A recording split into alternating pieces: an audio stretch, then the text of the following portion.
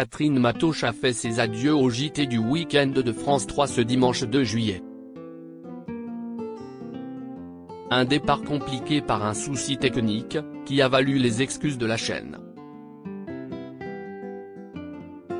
La journaliste a accepté de donner une interview à Télé Loisirs pour venir sur cette soirée spéciale. Catherine Matoche a lancé la série des adieux des journalistes titulaires des JT nationaux de France 3, édition qui s'arrête à la fin de l'été. Un moment forcément chargé en émotions qui, pourtant, a été subtilisé aux téléspectateurs par le lancement trop rapide de la publicité.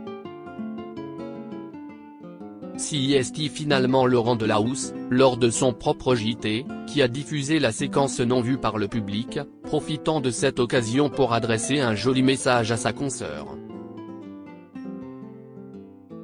Après 4 décennies sur la chaîne, Catherine Matoche tourne une page importante de sa carrière.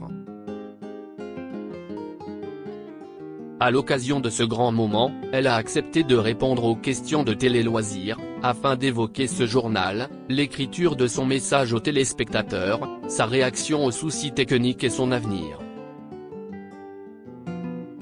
Catherine Matoche revient sur son dernier JT sur France 3, « Mon obsession était d'être digne Télé Loisirs, comment s'est décidée la date de ce dernier journal ? Catherine Matoche, je ne sais plus quand la date a été arrêtée, mais nous nous sommes calés sur la date de mes vacances car je ne me sentais pas de revenir après, pour quelques jours de 19 et 20e. Dans quel état d'esprit étiez-vous au moment de prendre l'antenne dimanche 2 juillet 2023 ? J'étais en mode guerrière, je ne voulais pas succomber à mon hypersensibilité légendaire. Mon obsession était d'être digne pour les téléspectateurs, compte tenu de l'actualité, mais aussi digne pour les équipes. Je voulais leur offrir mon énergie positive qui aide plus que des larmes. C'était mon obsession.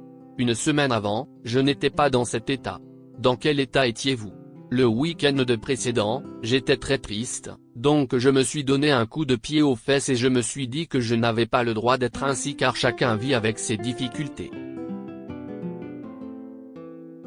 Et pour une fois, je peux le dire, je suis fier de moi parce que j'ai tenu le cap.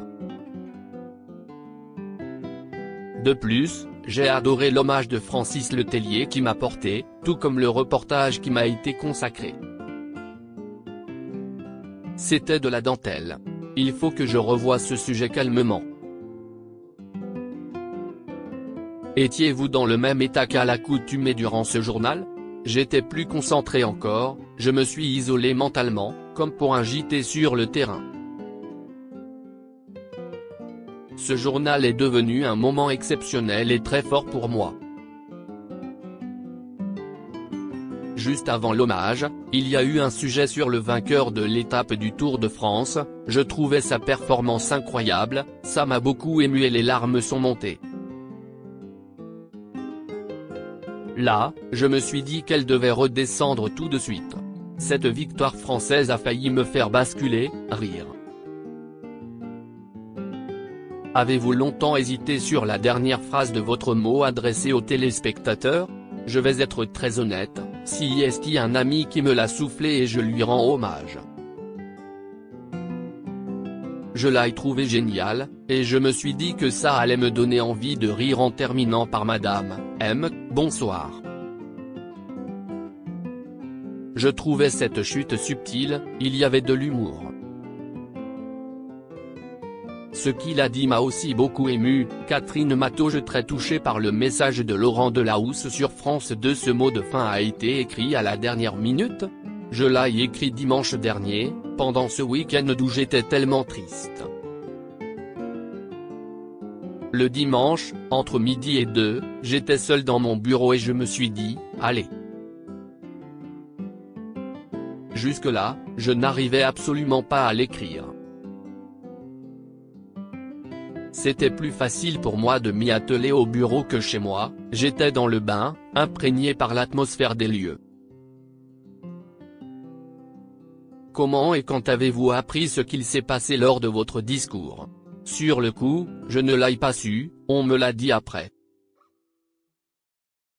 C'est le directeur de l'information, Alexandre Cara qui m'en a parlé et qui a tout de suite eu l'idée de diffuser la partie manquante sur France 2, chez Laurent Delahousse qui est mon voisin de palier à la télé. On a une glace qui nous sépare et souvent on se faisait des petits coucous.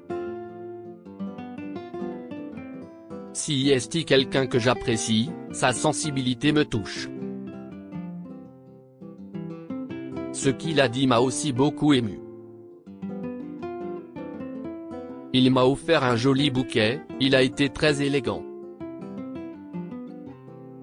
Être confraternel, c'est tellement important, on a besoin dans cette société où les gens se détestent de plus en plus, d'être solidaire, fraternel, bienveillant, ça rapproche.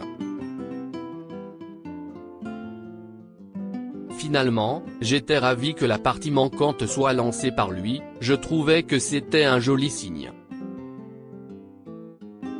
Quelle a été votre première réaction, de la colère ou de la tristesse?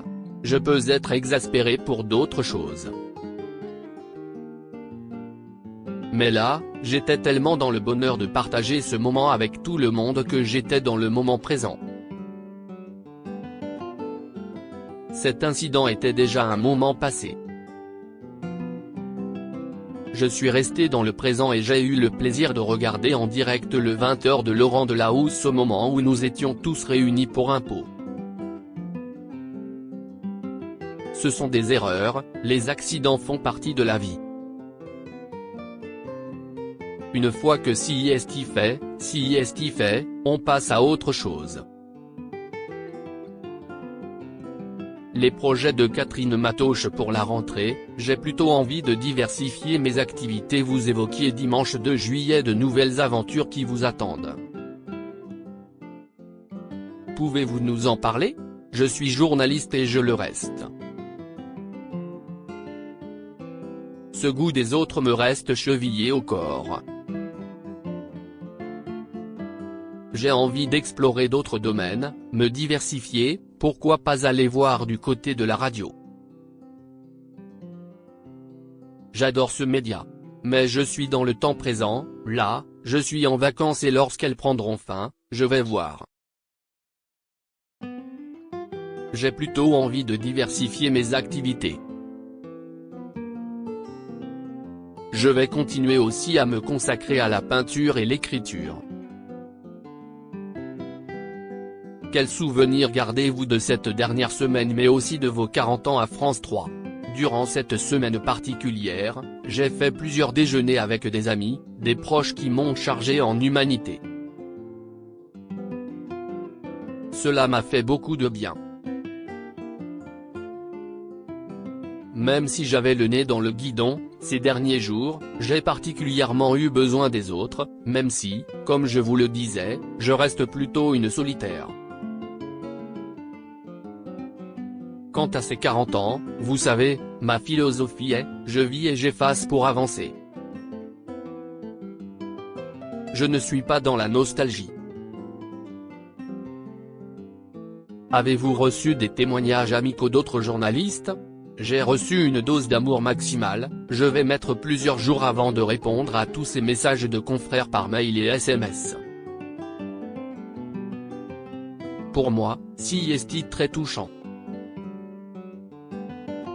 Je suis plutôt une solitaire dans la vie, ému, sa voix se brouille un peu, note de la rédaction, ces hommages de mes confrères me touchent particulièrement. J'ai consacré ma vie à ces journaux, en toute simplicité et en restant tel que je suis, je découvre tout à coup tout ce qu'ils pensent. C'est super touchant. Quel est votre état d'esprit aujourd'hui? France Télévisions reste ma maison, comme me l'a aussi dit Alexandre Cara. Je me sens apaisé et rechargé en énergie. Ce sont des moments rares. Je pense aujourd'hui encore très fort à tous ceux et celles qui ont contribué au succès des éditions nationales de France 3. Je n'oublie pas.